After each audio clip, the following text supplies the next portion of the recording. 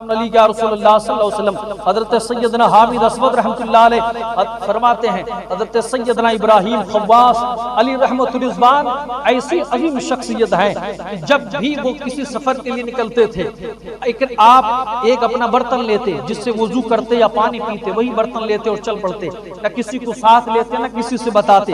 فرماتے ہیں ایک مرتبہ آپ سفر کے لیے نکلے اور اپنا جو برتن تھا وہ آپ نے ساتھ لیا اور نکل پڑے۔ فرماتے جب میں نے انہیں نکلتے دیکھا تو میں بھی ان کے ساتھ ہو لیا۔ کافی راستہ طے کرنے کے بعد جب ہم لوگ قادسیہ پہنچے اور قادسیہ پہنچ کر پڑاؤ ڈالا تو حضور حضرت ابراہیم خواص علی رحمت فرماتے ہیں اے حامد تو کب آیا؟ آپ کہتے ہیں حضور ہم تو آپ کے ساتھ ساتھ شریک سفر ہیں۔ تو کہنے لگے حضرت ابراہیم خواص میں تو حج بیت اللہ کا ارادہ رکھتا ہوں، کہا حضور میں بھی چلوں گا آپ کے ساتھ۔ فرماتے ہیں راستہ طے ہوتا رہا، ایک مقام پر ہم پڑاؤ ڈالتے ہیں، دیکھا ایک نوجوان ہمارے ساتھ ہو لیا اور وہ بھی شریک سفر ہو گیا، کچھ دور تک سفر کرتا رہا۔ ایک مقام پر حضرت ابراہیم خواص نے اس نوجوان سے کہا نوجوان ہم یہ 2 دن سے دیکھ رہے ہیں، 2 دن تو میرے ساتھ شریک سفر رہا مگر ایک وقت کی نماز تو نے نہیں پڑھی، یہ بتا کہ تو نماز کیوں نہیں پڑھ رہا؟ کیا تجھ پر نماز فرض نہیں ہے؟ ہم تو اتنا جانتے ہیں مومن اور کافر میں یہی فرق ہے کہ مسلمان نماز پڑھتا ہے، کافر نماز نہیں پڑھتا۔ مسلمان اور کافر میں یہی فرق ہے، مسلمان نماز پڑھتا ہے کافر نہیں پڑھتا۔ ہم اگر کسی کو پڑھتا ہوا نہیں دیکھتے تو سمجھ جاتے ہیں مسلمان نہیں یہ کافر ہے۔ یہ بتا تو کیوں نماز نہیں پڑھتا؟ اس نے کہا حضور مجھ پر نماز فرض نہیں کیونکہ میں نصرانی ہوں اور میں اس لیے شریک ہو گیا آپ کے ساتھ کہ میں دیکھنا چاہتا ہوں کہ میرا توکل اللہ پر کتنا ہے، میرا بھروسہ میرے رب پر کتنا ہے، میں اپنے آپ کو آزمانے کے لیے آپ کے ساتھ شریک ہو گیا۔ اللہ فرماتے ٹھیک ہے اس کی حالت کو چھوڑ دو۔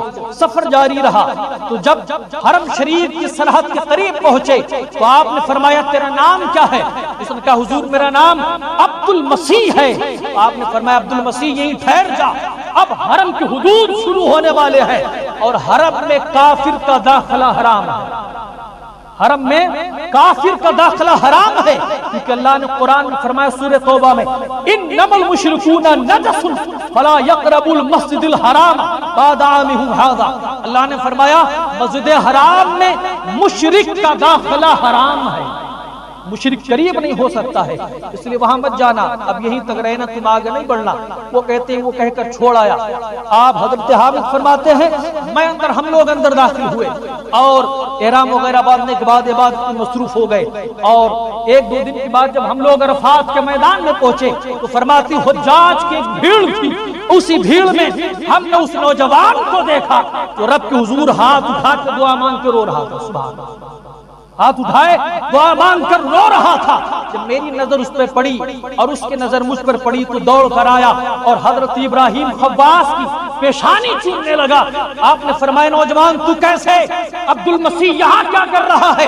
اس نوجوان نے کہا حضور میں اب عبد المسیح نہیں بلکہ میں عبداللہ ہو چکا ہوں، سبحان اللہ، عبد المسیح نہیں عبداللہ ہو چکا ہوں۔ کہا وہ کیسے؟ کہا حضور جب آپ چھوڑ کے چلا آئے تو ایک قافلہ آ رہا تھا، میں نے سوچا یہ کعبہ کیسی جگہ ہے کہ لوگ اتنی دور دور سے آتے ہیں اپنوں کو چھوڑ کر مشقتیں برداشت کر کے، آخر کعبہ کون سی جگہ ہے جس کے طواف کے لیے جس کی زیارت کے لیے لوگ اتنی دور سے آتے ہیں؟ ہم بھی تو دیکھیں کہ کعبے میں کون سی ایسی چیز جڑی ہے، ہم بھی تو دیکھیں کعبے میں کون ایسی چیز ہے کہ دور دراز سے لوگ سفر کر کے اونٹوں پر پیدل نہ جانے کتنے دور سے لوگ آتے ہیں۔ یہ سوچ کر اس نے کہا میں نے حضور اپنا بھیس بدل لیا، مسلمانوں جیسا وضاقتہ اختیار کر لیا، ایک قافلے کے ساتھ میں شریک ہوا اور جو حرم شریف کعبہ شریف قریب ہوتا گیا میرے دل کی کیفیت عجیب ہوتی گئی۔ میری پہلی نظر جیسے کعبے پر پڑی میری دل سے آواز آتی ہے پڑھ لے کلمہ اشہد ان لا الہ الا اللہ واشہد ان محمد عبدہ و رسولہ۔ دل سے آواز آتی ہے نادان دیکھ جب کعبے میں اتنی کشش ہے تو کعبے والے میں کتنی کشش ہوگی، سبحان اللہ، کعبے میں اتنی کشش ہے تو کعبے والے میں کتنی کشش ہوگی۔ اللہ وہ فرماتے حضور اب میں عبد المسیح نہیں بلکہ عبداللہ ہوں۔ اللہ تو یہ وہی بتا سکتے ہیں جنہوں نے کعبے کو دیکھا ہے، سبحان اللہ۔ تو بڑے خوش قسمت وہ حضرات ہیں جنہوں نے کعبے کو دیکھا۔ اللہ نے اگر آپ کو بھی دیا ہے تو آپ بھی کعبہ شریف دیکھیں. جس کو اللہ نے دیا ہے یہ نہ سوچیں کہ بڈھا ہو جاؤں گا تو جاؤں گا. اب تو کسی کے بڑھاپے کا کوئی وہی نہیں ہے. اللہ نے آپ کو پیسہ دیا, نوجوان ہو آپ اپنا فارم بھرو, عمرے کا فارم بھرو, حج بیت اللہ کے لیے جاؤ. انشاءاللہ پروردگار پھر دیکھیے گا, واپس آئیے گا تو آپ کی کیفیت کیا ہوتی ہے. اسی لیے فرمایا حضور نے, حج جس کا مقبول ہو جاتا ہے جا کر آنے کے بعد جتنا پہلے متقی تھا اس سے زیادہ وہ متقی پرہیزگار ہو جاتا ہے. فرمایا اس کو, اور حج جس کا مردود ہو جاتا ہے, فرمایا جیسا تھا آنے کے بعد اگر اس سے خراب ہو گیا تو سمجھ لو حج اس کا مردود ہو گیا.